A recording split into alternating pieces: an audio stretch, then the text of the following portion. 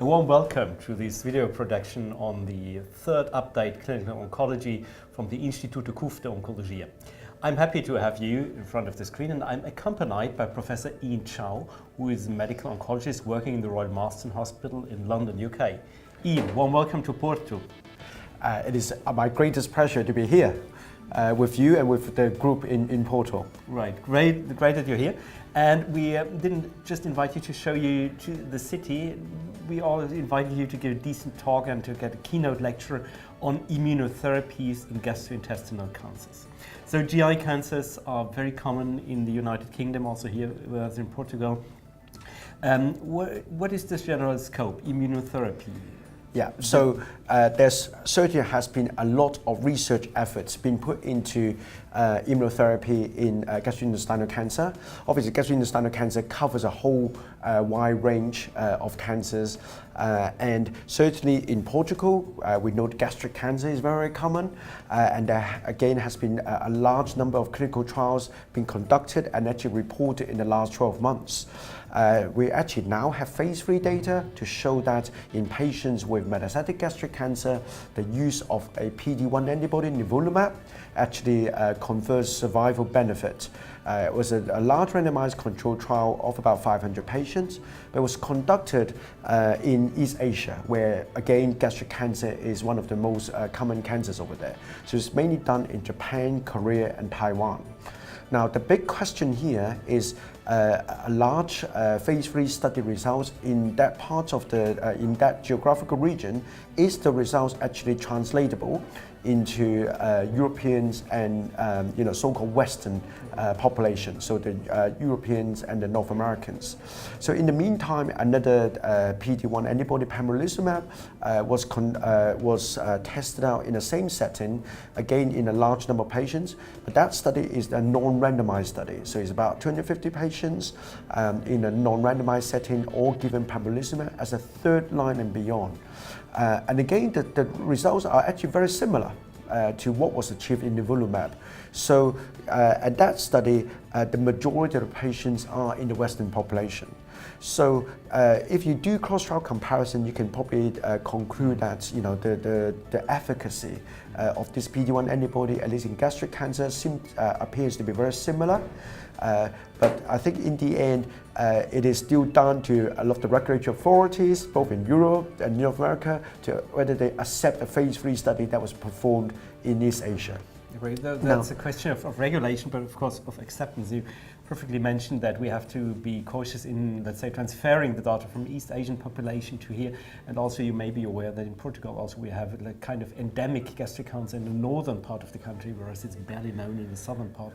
So how do you see the genetic background? What would you think? Is this really important? So that's the big question. The main thing is the when we're looking at whether data can be transferable, is there any biological factors, or as you said, genetic factors that would make a certain treatment work in an ethnic origin but not in the others? I think in this setting, which they are treating third line and beyond in gastric cancer, so these are people who already been through several lines of chemotherapy. I actually don't really see the results to be very, very different. From a clinician point of view, I actually do feel that the data are transferable, because there is actually a smaller single-arm study, which is again using nivolumab which is performed in Spain, UK, and again the results are quite similar. Okay. So I think as a clinician perspective, I actually think the data are really quite transferable. Question in this context is, are there any markers which help us to identify patients which benefit more or less from this that's treatment? the biggest question. So that is beyond the genetic background. Are there single markers, or biomarkers, is it immunoscope or immunoscoring? So that is certainly one of the things that I will be concentrating on my presentation, talking about PD-L1 expression has been used, but it's really quite messy because different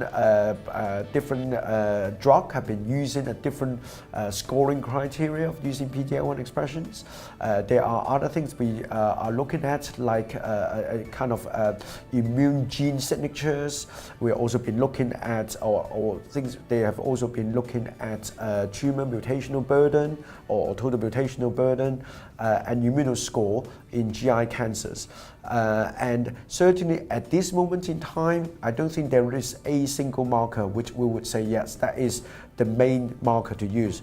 I would say probably in a small subset, the one that actually really showing better benefit in GI cancer are the microsatellite or mismatch repair deficient tumors. That's the story we learned in colorectal cancer. Yeah, absolutely. You'd say that's also true in gastric cancer. Yeah, so maybe I'll take those two together and maybe talk about that because I'll be covering that as well. So in very similarly, in metastatic gastric cancer, only about 4% of the population have or MSI high or mismatch repair deficient gastric cancer. Right. In that small subgroup, in both the phase 3 data we've seen so far and the larger single arm phase 2, there is a higher response rate. Okay, and there probably is somewhat more prolonged progression-free and overall survival, but actually because the subgroup is so small, it is actually quite difficult to really conclude that.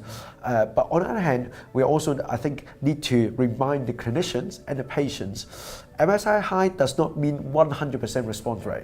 It actually only means about 30 to 50% response rate versus more like 9%. So you would say even in MSI high, there are still some biomarker research to be done to absolutely define this group. So certainly in colorectal cancer, which is where originally the MSI high story really comes out of the metastatic. Again, 45% of metastatic colorectal cancer are MSI high, and the original data with pembrolizumab showing response rate of 60% versus almost 0% for non-MSI high, and then people say, oh yeah, that is the key. But actually, as more and more studies are performed, we can see actually the response rate is going lower and lower. So the next study is 52%, started 32%, and really I think that the true response rate is probably about 20-30%. Right. But there is certainly a subgroup of that MSI high population who seems to be the use of PD-1 antibody really keeping the disease under control for a long time, so that there really is a plateau in the progression-free survival. Ian, another question is HCC, hepatocellular carcinoma. We have seen so many drugs now entering the field of HCC and also immunotherapy. And for me, there's always a bit of concern since this is a viral disease and patients have viral hepatitis, etc. Does it also work there? Absolutely. So there is a large phase 2 study that was performed, so-called Checkmate 040, and that is looking at the use of nivolumab in people who have HCC. They are mainly treated when they have failed first-line sorafenib or intolerant to sorafenib, although there was a small proportion who actually were treatment naive. But I think again that is a single-arm study, it's not randomized, but a very encouraging thing is actually the survival, or the really in that kind of setting seems to be very, very prolonged compared to some other studies, the randomized study in second and third line. Independent from the viral situation. It is so they look at patients who the etiology was hepatitis B, hepatitis C, or non-viral, and it looks like that the efficacy are similar, independent of the etiology. The interesting thing is, of course, originally they think, can this antibody actually clear the virus? So for those who still have circulating HCV going around, can they actually clear the virus? It seems to be not so effective in that particular avenue. That they seems to be keeping the HCC hepatocellular carcinoma at bay, but they're not really clearing the virus. But actually, there are combination immunotherapy strategy being done now. And some of those are actually showing greater benefit of both controlling the HCC as well as clearing the hepatitis B and hepatitis C viruses. This goes to my last question. What is the future in immunotherapy? explaining a lot in the research on PD-L1, PD-L1 inhibitors. Yeah. What is the future? Is it combination or is it completely different drugs? I think what comes in here? Yeah, I think really the future is combination, because I think in many of the GI cancers now we see some benefits to the checkpoint inhibitors so far, the PD-1 antibodies, but really there is still a lot of improvement that needs to be made. And I think the future really is either combination of, I mean, there's certainly a lot of effort at the moment combining chemotherapy with immuno-oncology drugs, but there's different IO drugs as well, and then there are also immuno-oncology drugs with anti-angiogenics. So that is already showing promise in lung cancer and renal cell carcinoma, and there is a lot of efforts being put into that in gastric cancer and other GI cancers too. Okay, right. Good. So we will expect some research more. That will we learn from lung cancer and then transfer the data to gastrointestinal cancer, or is it a completely different field? No, I really do think that we have a lot to learn, from lung cancer, and I think a lot of the research directions, as well as the use of drugs, we actually really would take the learn lessons really from lung cancers, and other solid tumors. So I think the future of GI cancer, I think is still very bright. To me, it is bright. I think there is a lot we can improve upon, and I think the breakthrough will come in the future years. We will see. Okay, Ian, thank you for sharing your thoughts with this, and happy to having you here. It's my greatest pleasure to be here. Thank you. Thanks for listening. Thank you. Thank you.